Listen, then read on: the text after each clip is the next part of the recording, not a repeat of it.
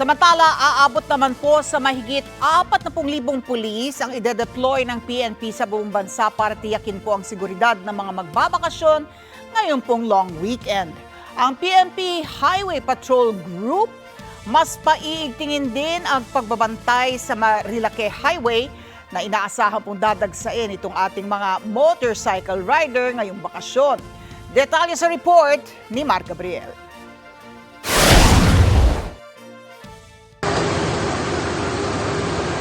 Kaliwat kanan ang isinasagawang inspeksyon ng mga tauhan ng PNP Highway Patrol Group sa iba't ibang bus terminal sa bansa.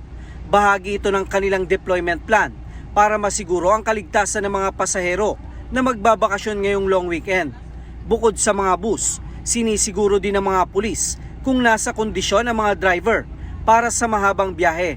Para malaman din po ng HPJ kung talagang well documented or legal yung mga bus na talaga pong tutulong or maghahatid sa ating pong mga kabayan. Lalo tigit nga, syempre, yung mga ingress and egress dito mga bus terminals natin na talaga din naman din, no, isa ang HPG na tutulong po sa ating pong PNP Local Police Force.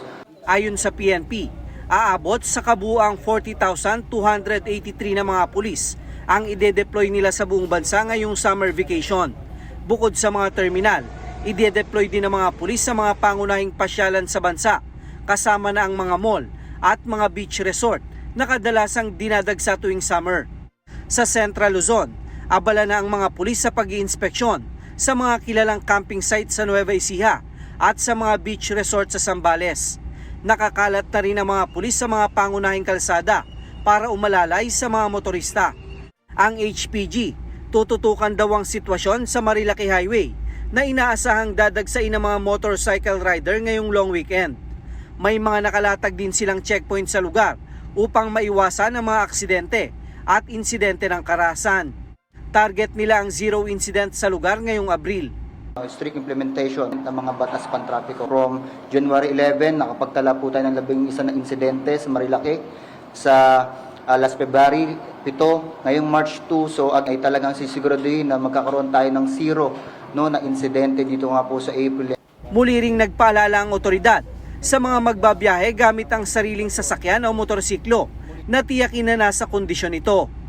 Ugaliing i-check ang blow bagets o ang battery, lights, oil, water, brakes, air, gas, engine, tire at self o sarili. Alamin natin yung ruta ng ating pong mga destinasyon at muli may mga congestion na mangyayari po dito po sa ating mga lansangan, and then we do recommend pa rin sa ating mga kabayan talagang planuhin po yung ating pong paglalakbay. Ayon sa PNP, nananatiling maayos ang sitwasyon sa buong bansa at wala silang namomonitor na anumang banta sa seguridad kaugnay sa nalalapit na bakasyon. Mark Gabriel, para sa Mata ng Agila.